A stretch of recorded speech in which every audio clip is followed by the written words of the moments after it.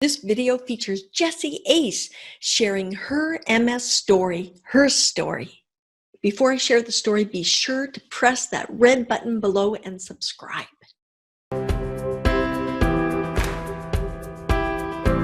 So you have a very interesting story, and I'd like to start with the part before you were diagnosed with multiple sclerosis. Yeah, so I was at university at the time, and I was basically studying to finish this design crafts degree. I was in my third year. I was working like tremendously hard, so many hours in a day. I really shouldn't have been. I decided also that it was a good idea to set up a business in my second year, an illustration business, so that I would have a job to move into when I left university. That wasn't the best idea in the end, because actually that kind of led me to what happened on the last day of university, which was I woke up with a completely paralyzed left side. Wow. And yeah, it was really weird. It came completely out of the blue. Like I wasn't really experiencing symptoms that I recognized leading up to that. I mean, I was exhausted, true, because I was working like crazy hours every day. And at the time, you know, I wasn't eating well. I was working too much. I wasn't looking after myself in the slightest, if I'm quite honest. That may have contributed to it a fair amount, looking back at it. But the thing was that I had no idea about what MS even was. I had no family members that I knew of at that time with any kind of illnesses, you know? Like a tsunami when it happened. Yeah, and literally it's all in one go. And then, you know, like after waking up with this paralyzed left side and me being me, I was like, oh, I'll be fine. You know, it'll come back. It'll come back on its own. I've just worked too much. It's fine. It's probably a pinched nerve or something, you know. And I know that's something that a lot of MS people kind of say is like, oh, it's probably just a trapped nerve. And we put it down to these kind of simpler kind of things because it's easier to kind of comprehend in our own minds. But me being me, I waited a week to go to the doctor about it and actually get it checked out. And she basically said, at first she was pretty much like, you know, I'm pretty sure it's a hemiplegic migraine and all of this sort of stuff. Now, I'd never had a migraine, so I didn't really know what that was, and I certainly didn't know what a hemiplegic migraine was. She told me that it was an area of localized weakness in the body. So I thought, okay, that makes sense, right? That's fine. I was 22 years old at this time. So walking back home from the doctors, finally got home, and she rang me back and she said, I've just been speaking to a colleague, and my colleague actually said that you could have had a stroke and I really should have sent you to A&E. So I'm gonna leave you a letter in reception, like come and pick it up and then take it to A&E, and you know, they just want to do some tests and stuff, that's fine. And I thought, oh my God, are you kidding me? Like I was working hard, but I didn't think I was working that hard, you know? So I went and picked up this letter that they'd left in reception for me, took it over to A&E, or the ER as you guys call it in America. And obviously it was full of people, and we were there for hours and hours and hours, as you expect to in A&E. And they admitted me onto a stroke ward, basically. So I was this little tiny 22-year-old who didn't look after herself, who was like skin and bone pretty much, because I didn't eat anything. And I was put into the stroke ward surrounded by these like 70, 80-year-old ladies, all I think had dementia or Alzheimer's or something. They were all shouting and trying to get out of their beds, and there was nurses like trying to push them back in their beds, and it was chaos. It was absolute chaos. That must have totally freaked you out. Oh, for sure, yeah. I've never felt so vulnerable in that moment as I have done forever. Like it was a complete shock, and I had no idea what was going on in my own mind. And I know this is going to sound really weird, but in my own mind, I was kind of perfectly healthy and well. Like there was nothing wrong with me. I had a paralyzed left side, but to me, I was like, oh, no, it's fine. Like, I'm just going to carry on. Do you know what I mean?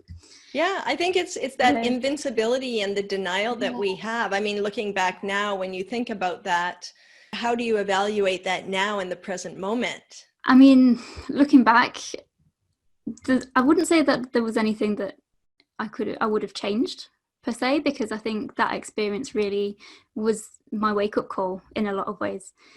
I mean, I've never been in that situation before. I didn't really know what to make of it. I didn't really know what was going on. And I think actually in some ways it provided me with comfort, which I know sounds bizarre, but it was because I was the only one on that ward that could actually take herself to the loo, and I could like look after myself, and I could go and like dress myself and things, whereas nobody else on the ward could. And I kind of saw that weirdly as a kind of advantage over everybody else. I'm like, well, I can't be that bad because I can still do this.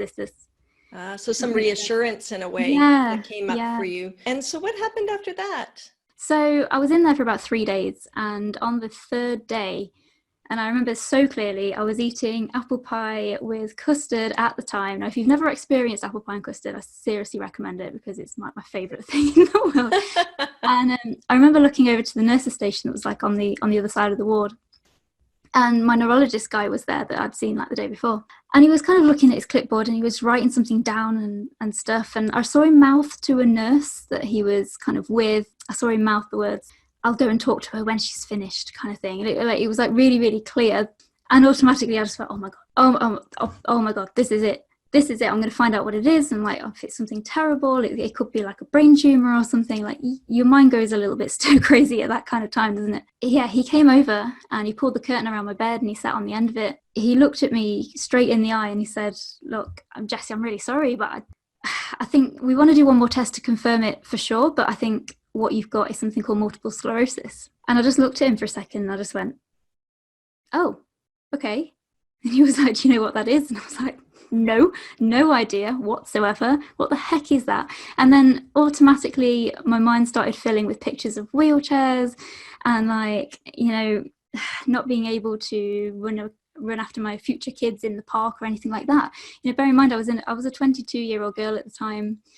I'd had like a long-term serious boyfriend and I was like, how is that going to affect us as a relationship? You know, we wanted to get married and stuff. What if I can't walk down the aisle? And in this, like, it must have been only like 5 seconds, but it felt like such a long time. And my eyes started to fill with tears and I was like, no, I'm not letting this out. I'm not letting anybody see this vulnerability, because that's kind of the person that I was at that time. I didn't let anybody like see who I kind of really was. I was kind of always presenting, you know, a more kind of confident front to people and all of that sort of stuff. So that just, you were in that slow motion place of it all coming in, and then you at first allowed the vulnerability and then you shut it down. Yeah. And then when you shut that down, what happened next? Well, it was crazy because so he mentioned having to do this one more test, and I now know that to be a lumbar puncture. I don't know if you've ever had a lumbar puncture. Have you ever had a lumbar puncture? Yes. You know, all of what you're saying sounds so familiar to me. Yeah. Well, I had a student do mine, so I was like, oh, okay, are you sure you know what you're doing? Like, yeah, I know what I'm doing. Right, okay. And then they get all the forms out, don't they? And you have to sign all these forms away to say, like, we're not liable if we accidentally, like, knock something and cut off, you know, feeling to your leg or whatever. I'm like, great, okay. So I couldn't actually get worked up about that because my boyfriend's mom had actually just come to visit me. She literally turned up as this medic student was like prepping me. And you know when you're in that kind of really vulnerable sort of state, and it just takes that one word, and you just like, oh, okay, and you've really got to hold it back. Yeah. It was very much like that. And trying to do this lumbar puncture was horrendous, if I'm honest. They kind of caught something in my back. Now, I don't know if this is like a normal thing to happen, but when they caught this thing in my back, it kind of felt like a puppet on a string kind of thing. And I felt, this is such a weird thing to explain, but like I kind of felt like everything was being pulled up through my leg, and my leg kind of just flicked out like a complete autonomous reaction, kind of nearly kicked my boyfriend's mum in the face. I was like, oh my God, I'm so sorry. So yeah, all of this craziness was happening, and it was just the most chaotic 3 days I think I've ever had in my life. Yeah. So it took about 6 months all in all for my left side to come back completely. And after I left hospital a few weeks after that, I actually lost my right hand as well. So I had 2 hands that were not functioning. Let's pause there for a sec, because yes. I think this is a very pivotal, people maybe don't understand what that means to you. You're about to graduate from school and you had all these opportunities in front of you. I actually decided towards the end of my second year that I would have actually preferred to do illustration, which, you know, as it happens. So I decided to set up an illustration business, which obviously requires like the use of your hand, and you have to draw and you have to use you have to kind of count on those hand muscles. So by the end of the university, I had work stocked in like stores all over the country. I had a contract for a children's book that was ready to go. Literally just had to leave university to start that. And I also had my agent as well that was wanting to represent me at trade shows kind of around the world. And so you were at that place where you were coming out of school and you had your whole life ahead of you with these opportunities, and you'd worked so hard. And obviously I'm going to assume that you're very gifted to have this in front of you. And there you are at home with two hands that don't work, recovering for 6 months. Yeah, and me being the person that I was trying to illustrate this children's book in the hospital when I was getting my diagnosis, because I thought that I was going to lose it, and it took a long time for me to actually tell people about MS anyway, because it did take a long time to come to terms with. I mean, I was literally a perfectly healthy person for like 22 years, and then all of a sudden people were calling me disabled and giving me booklets on disabled rights and things, and I was like, whoa, hang on a second, like I haven't changed, like my body's doing something really weird, but I haven't changed. My right hand was quite sporadic, actually. It was like there for an hour and it disappeared for an hour, and then it came back for an hour, and then it disappeared for like 2 days, and then it came back, and then it disappeared again. So I mean, the podcast came about because I was inspired by another business podcast. I think that's a really important thing to mention. Because I realized the impact of my own story on other people, I thought, well, wouldn't it be great to create a platform for other people to share their stories on? Yeah, my mission is really to help people with chronic illnesses to feel empowered. It is so important for people with chronic illnesses, especially with invisible illnesses that other people can't see. It's so important that they share their story, because that gives you so much power, I think. And at the end of the day, if you think about it, the only people who are really experts in that condition is the people with the condition themselves. So just search for disabled to enabled, and I make sure to share stories that are positive, and I like to share the stories of people that have kind of taken a diagnosis and then done something incredible with it on the back end. You can hear from people like radio DJs, you can hear from actresses, you can hear from people who've done 53 marathons with MS. I've got no idea how she did that, but she's incredible.